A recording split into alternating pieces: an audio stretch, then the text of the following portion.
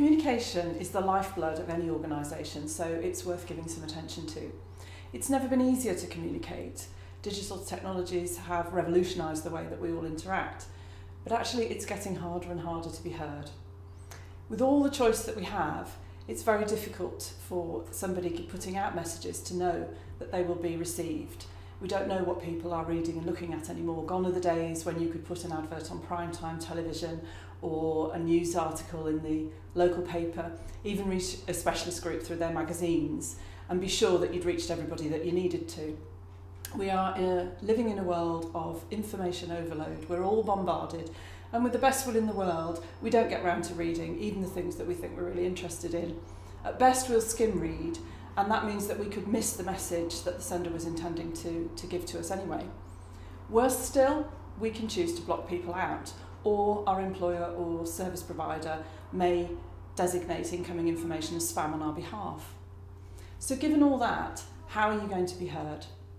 We'll start with a clear objective. Who do you want to communicate with and why? And what do you want them to think, believe or do as a result? It might sound obvious, but it's actually surprising how many organisations just do a corporate video, produce a leaflet, send out a press release because it seems vaguely like the right thing to do, but without actually thinking who will care, and if they do, what can they do about it? So you have to put your audience first.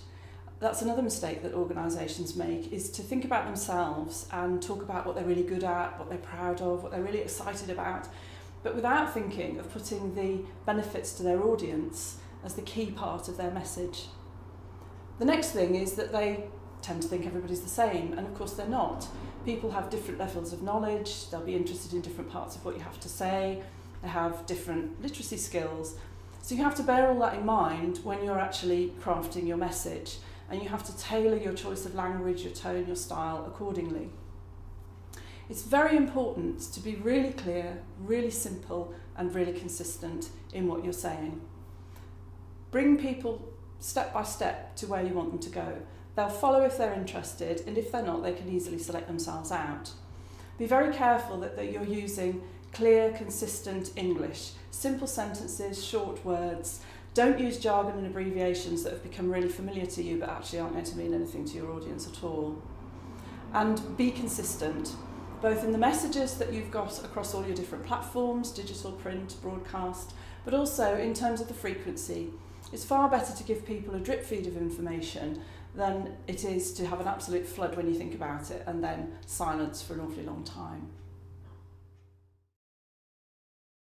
So these would be my golden rules for effective communication. Put your audience first. Think about what's the most important and interesting for them rather than for you. Be selective and be relevant. Tailor your information. Choose your language, tone, style and channels of communication to suit your different groups of people.